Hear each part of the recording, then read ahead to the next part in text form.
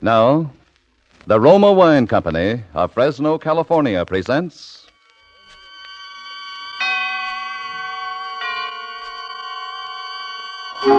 Suspense. Tonight, Roma Wines bring you Mr. Lloyd Nolan as star of 19 Deacon Street, a suspense play produced, edited, and directed for Roma Wines by William Spear. Suspense, radio's outstanding theater of thrills, is presented for your enjoyment by Roma Wines. That's R-O-M-A, Roma Wines. Those excellent California wines that can add so much pleasantness to the way you live, to your happiness in entertaining guests, to your enjoyment of everyday meals. Yes, right now a glass full would be very pleasant, as Roma Wines bring you Mr. Lloyd Nolan in a remarkable tale of Suspense.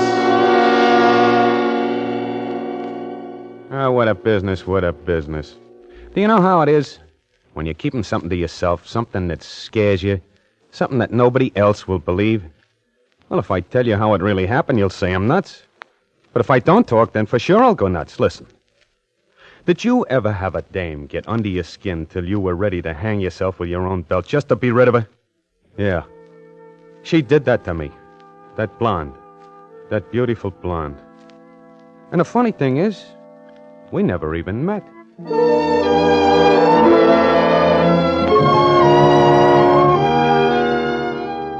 Ties is my business, wholesale. I came to Chicago with a red-hot line and an exclusive to the Middle West, all sewed up. Now, all I had to do was find a place to do business and a place to live. You think that's easy, huh? You should see Chicago these days. Well, some ham actor on the train tipped me off to a theatrical rooming house at 19 Deacon Street. I only wished he'd broken his neck before he saw me. Anyhow, I go to this place, and from the outside, it looks all right. I wait a minute or two, and finally an old dame comes out, looking like a tired old duchess. Good afternoon. Yeah. I'm looking... No vacancy. Oh? Well, an actor on the train said that maybe it'd put me up. Are you an actor? Yeah, sort of. Well, I do hate to turn you away if you're in the theater. There was a time when we catered exclusively to theatrical people. Oh, any kind of a room would be okay. Well, come in, young man. We'll see what we can do. We have a room that we don't rent. It's not really fixed up for renting, but I might... Now, look, lady, I'm not particular. I'm away all day. All I want a place is to sleep, see? Come upstairs. I just know I shouldn't. I promised myself. Now, young man, I'm going to show this to you on one condition. What's that? This room belongs to someone very dear to me. She's away. I've never rented it because, well, I expect her back. Oh, yeah? I want you to promise that no matter what, you'll not move anything or ask any questions about her. That's a funny thing to ask. Some people wouldn't understand. Promise? Okay, it's a deal. I'll turn on the light. Well, do you like it? Well, I don't know. It's kind of feminine, isn't it? Yes. Yellow fluffy curtains and costume dolls, cold cream, grease paint, dressing gown. Nice perfume. And hey, lady stocking, say, ain't this a little unusual? I mean... We haven't changed it at all.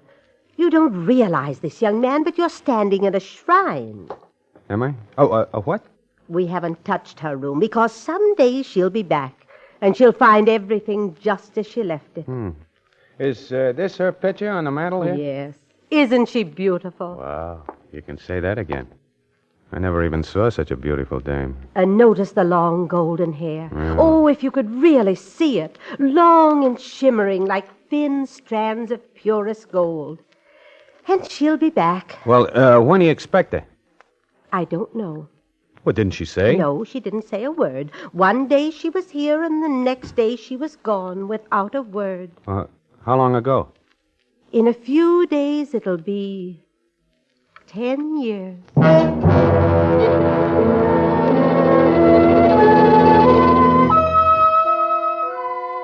Well, I took the room. If I knew then what trouble it would bring me, I'd have slept in the park instead. When the landlady left, I went over to the mantel and I looked at the blonde's picture. Yeah, she was really one beautiful dame. And there was something else about her. Some little thing I couldn't pin down. Well, I took the French doll off the pillow and flopped down. But from where I lay, I could look right at the picture. I looked, and I felt the back of my neck crawl. Finally, I couldn't stand it any longer. I jumped up and I turned the picture to the wall. And then I dozed off. And there she was, crying. Just her face, soft gray eyes, and her golden hair. Strands of pure gold, like the old dame said, yeah. But what was she crying about? What was wrong? I didn't get it. Laverne! Laverne! What's the matter, Laverne? Mr. Swartz. Laverne! Mr. Swartz. What are you crying about? Huh? Mr. Swartz, are you all right? Oh, yeah. Just a minute. I'm all right. It's just a bad dream, I guess. But I heard you calling out. You were calling Laverne. Who? Laverne. That's who you were calling, wasn't it? Oh, I don't know. Laverne. Yeah, I guess I was. How did you know, Mr. Swartz? How did you know her name was Laverne? Well, I don't know. I don't know how I knew. I knew her name. I knew the name of the blonde, but I never met her. I pestered the landlady for details, but the old dame wouldn't talk. So I locked the door. I went to work to find out for myself. I emptied all the dresser drawers out on the bed. Plenty of nice clothes, plenty of shoes and dresses and intimate things, but not one scrap of paper to tell you anything about the girl herself. Not a letter, not a card, not an envelope, nothing. Then I got my first break. In a little jacket, I found a key. It had a tag on it, and the figure 9 was written on the tag. There was nothing locked in the room, though, nothing the key should fit. But maybe someplace I'd find the lock it was made for. And later, high on the closet door, I found a telephone number, scrawled with eyebrow pencil. Briargate 1273. I went downstairs to the hall phone. No one was around. I felt like a jerk dialing a number that had been written more than 10 years ago, but I put the nickel in. I started dialing. B-R-I 1 2 7 3. A busy signal. That meant the number was still alive. And maybe, just maybe, somebody on the other end could tell me about Laverne.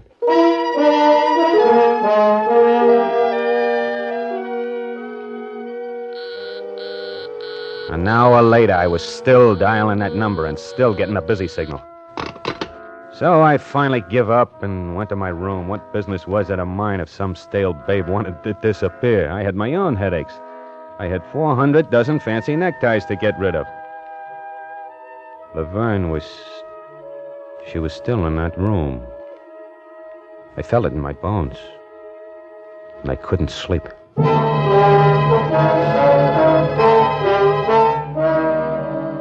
In the morning, I started out to look for a place to set up shop. Oh, I was plenty groggy, but I told myself that if I didn't sell those neckties, I'd find myself back in the bargain basement of Rosenblatt's department store, which was a sobering thought. So I started walking down to Madison Street. It's a warm day, and I'm walking fast, and suddenly I look up, and I'm on State Street. Now, I know that town pretty well. I don't have to go anywhere near State Street to get to Madison, but here I am. I'm on State Street, and I'm standing in front of an old building. All around me, I see hock shops, flop houses, tattoo joints, the kind of neighborhood.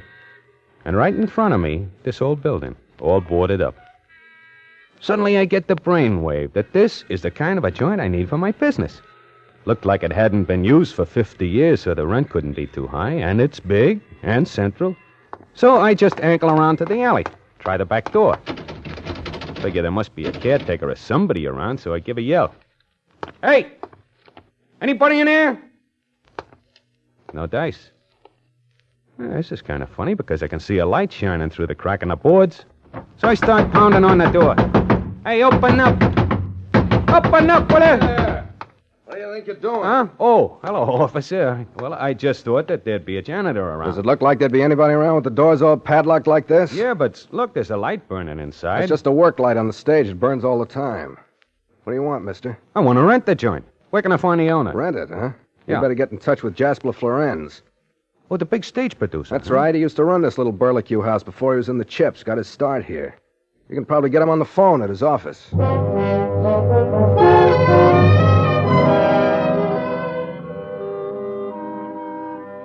Lorenz Productions. Oh, hello. I'd like to speak to Mr. Florenz, please. Oh, who's calling, please? My name's Swartz. What did you wish to talk to Mr. Florenz about, please? He's very busy. Yeah. Now, look, I ain't no ham actor looking for a job. Tell him I want to rent some space from him. Rent space? Yeah, the old Florenz Theater on State Street. Oh. Well? Hello? I'm sorry, but the Florenz Theater is not for rent. Not for rent. But why? Well, okay. Have it your way. I burned up. The nerve of that guy letting his theater sit there empty while I needed it so bad. Well, I wandered back to the house a little later, and as soon as I got within sight of it, I got that queer feeling again. It was just like that blonde was standing there waiting for me. Well, I walked in and went to my room. I got out of detective mystery and tried to pass the time away, but it didn't work. I couldn't think of a thing, except Laverne. Then I lay back on the bed, and I must have been dead tired. Because in nothing flat, I was out.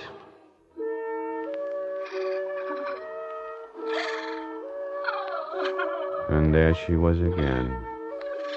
That beautiful girl sobbing. This time I was sure she was trying to say something to me, trying to get a message of some kind to me, but I just couldn't understand.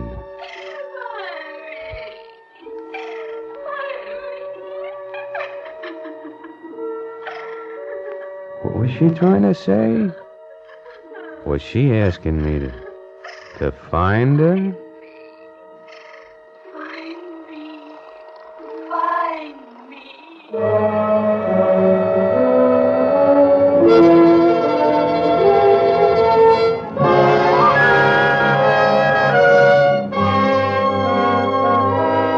For Suspense, Roma Wines are bringing you as star Mr. Lloyd Nolan in 19 Deacon Street by Larry Marcus and Robert Light.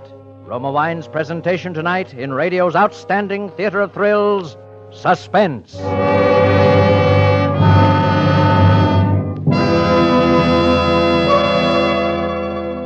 Between the acts of Suspense, this is Truman Bradley for Roma Wines. This year, Thanksgiving is more than our traditional Pilgrim's Harvest Festival. More than thanks for the good harvest reaped from the soil of our great land. It's an humble thanksgiving that the world is at peace. Thanks for God-granted overseas victories.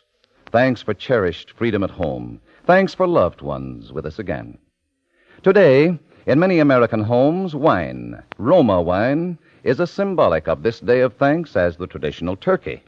As millions of Americans feast in hamlets, villages, towns, and cities, glassfuls of Roma wine are lifted in heartfelt thankfulness. How fitting, too, with Roma California Burgundy, a wine grown in the soil of America, reflecting the goodness of nature and the patient toil of free men. Roma Burgundy, a red, robust wine, truly delicious, delightful, distinguished in any company, with any food. Serve cool.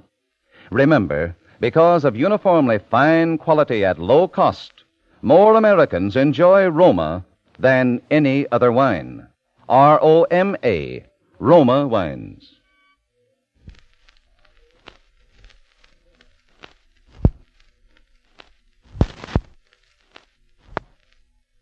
And now, Roma Wines brings back to our Hollywood soundstage Lloyd Nolan as Maurice Swartz tie salesman, and raconteur in 19 Deacon Street, a play well calculated to keep you in suspense.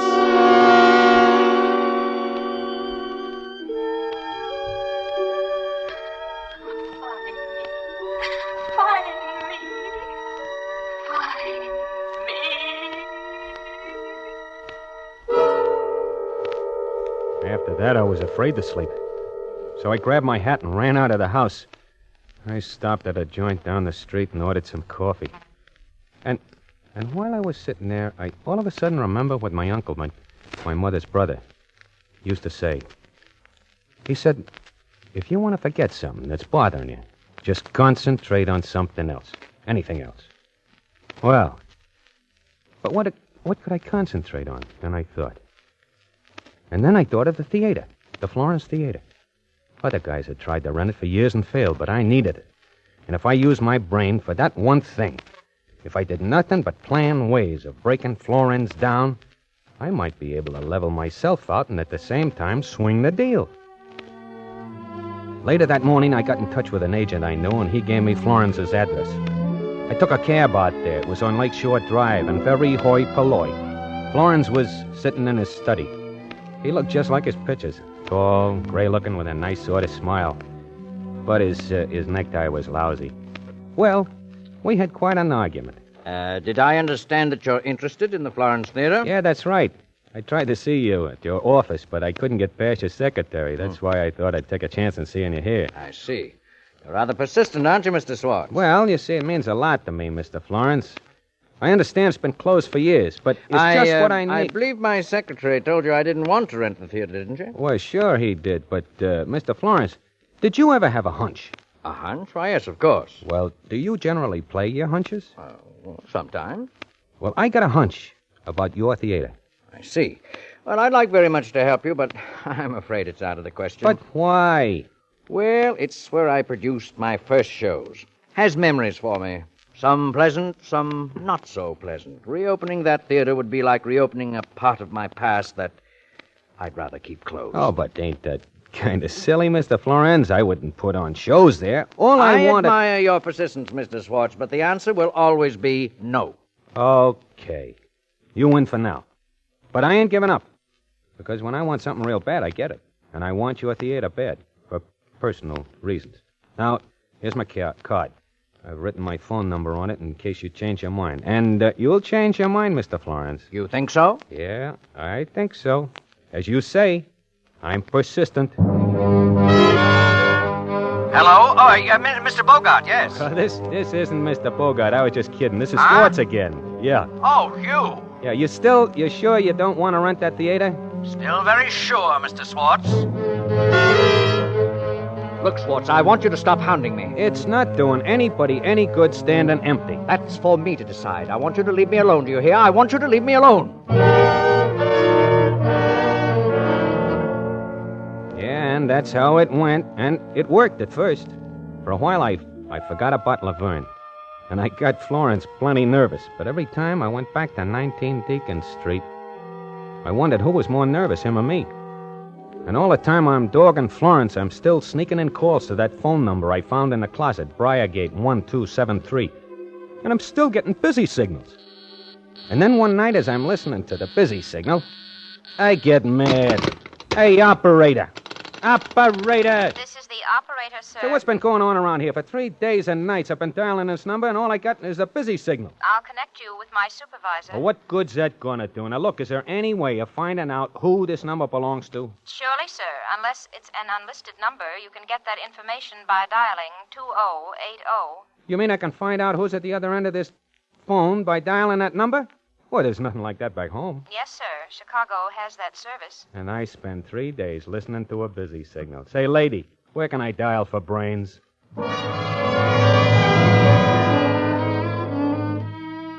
So I dialed 2080, and that's how I found the place. It's a little run-down spaghetti joint named Joe's. Over in the corner, I see the telephone that's been giving me the busy signal, and no wonder. It's a public phone booth. Right now, one guy is in it and 2 others are waiting for it. I go over and climb on a stool. What can I get you? You, Joe? Yeah, what can I get you? How long you been in this place, Joe? 14 or 15 a year. Why? Well, you've seen a lot of people come and go, huh? Sure, plenty. What can I get for Look, you? you got a good memory for faces? Look, you see, I'm a busy mister. I got no time for games. You want something or you don't want something? Here, Joe, take a look at this picture. Sure. Yeah. So what? You recognize her? Yeah, she's been in here a long time ago. What's her name, Joe? I can't remember her name. She was a showgirl, I think.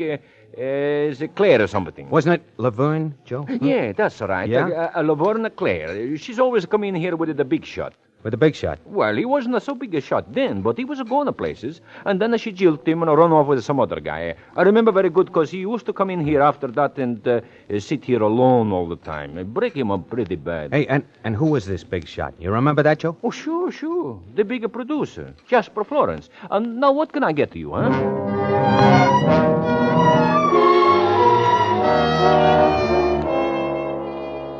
Jasper Florence, the poor guy.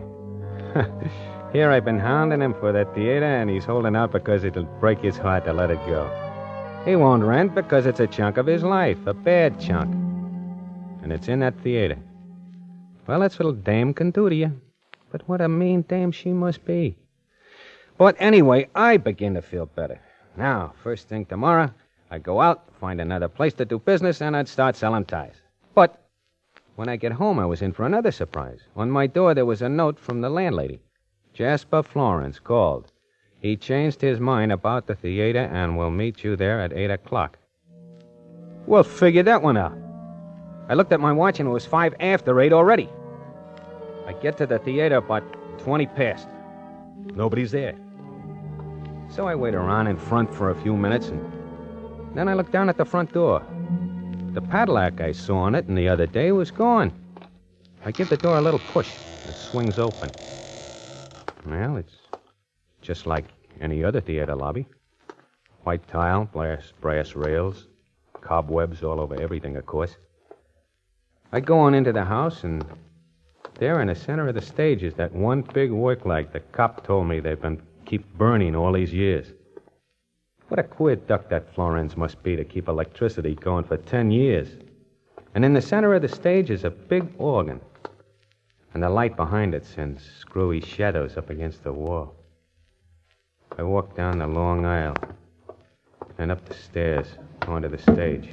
And as I walked across it, I could hear my footsteps echo. I never could resist listening to an echo, so I yelled, "Hello!" Acting like a kid whistling in the dark. Hey, look, Maury, you're all alone here. There's nothing to be afraid of. Well, then I see that organ. I walk over to it. Run my hand across the keys. Oh, I quit that in a hurry. Then as I wipe the dust off my fingers, I look up into the flies. I look and I see sandbags hanging. Whoa. They must weigh 150 pounds. I was just looking up at the catwalk, Then I see somebody move. I was sure of it. Just off stage, a guy moved in the darkness. Don't ask me why, but I started to walk toward him very quietly. Yeah, he was there. I could see him now. Hey, come out of there, you! He didn't move. So I walked over closer and... It was a dressing room. And the guy I saw reflected was Maury Swartz. That's right, me. Maury Swartz reflected in a dressing table mirror. Well, just then I saw a door to another dressing room across the hall. That door was closed, but something about it made me stare. It was the number on the door. Number 9. I remember the key I picked up in Laverne's room. And in a flash, I had it out of my pocket and was trying it on the door. Number 9, the tag said. And it worked. My knees were shaking and sweat was rolling down my face, but I opened the door as wide as I could. I stepped in. And then I stepped on something. It was dark. I couldn't figure out what it was. So I lit a match. There, on the floor, were the white bones of a skeleton. And beside them, long golden strands of hair. And then I knew. My heart was beating a mile a minute as I stole back to the stage. I got there and I started for the footlights. Suddenly I looked up. The master curtain was crashing down on me. I jumped back.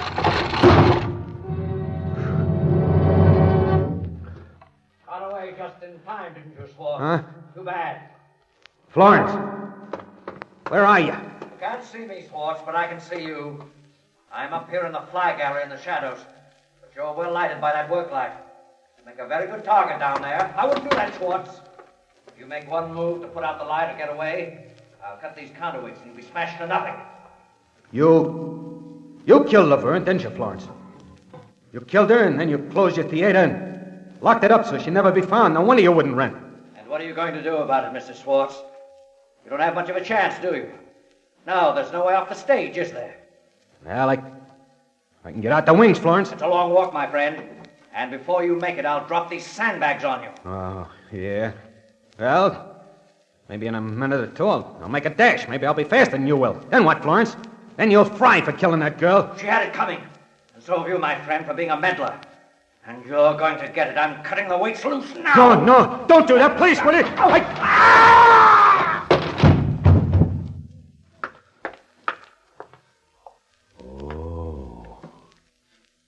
Oh, that's a long way to fall. And an awful way to die. Even for you, Florence.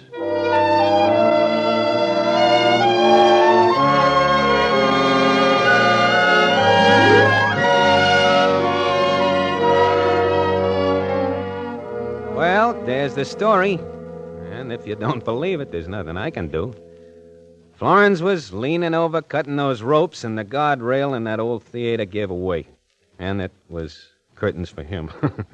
Well, I hope I entertained you. And, by the way, if you happen to need any ties, I got a nice new line in. I hope you won't think it's sacrilegious, but these ties, and they come in all colors, they got a girl's picture on them.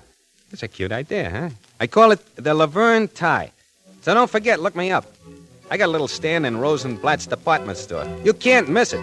Right in the bargain basement.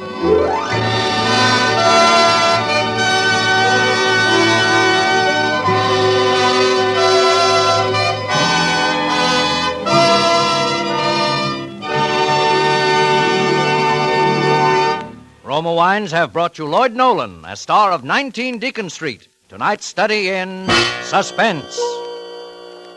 This is Truman Bradley for Roma Wines, the sponsor of Suspense.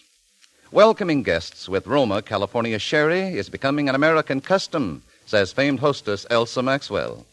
Glorious gold and amber Roma Sherry, served cool, is a delicious appetizer before the meal, the perfect first call for dinner. Delightful later in the evening, too. Roma Sherry is a happy, mellow wine with natural fragrance. Cream-rich with natural grape sugar sweetness and nut-like taste. If you prefer a real dry sherry, get Roma Pale Dry Sherry. Like all Roma California wines, Roma Sherries are true wines, always unvaryingly good. You can now enjoy the taste luxury of Roma wines at the lowest prices in years, at savings as much as 1/4. Grown from choice grapes, unhurriedly perfected by age-old skill. Bottled at Roma wineries in California's choicest vineyards. Get your favorite Roma wines now for holiday entertaining. Insist on Roma wines. Roma wines offer you so much for so little. That's Roma, R-O-M-A, Roma wines. Lloyd Nolan appeared through the courtesy of 20th Century Fox Film Corporation and can now be seen in their production, The House on 92nd Street. Next Thursday, Roma Wines bring you Miss Nancy Kelly in Suspense, radio's outstanding theater of thrill. Presented by Roma Wines, R-O-M-A, made in California for enjoyment throughout the world. This is CBS, the Columbia Broadcasting System.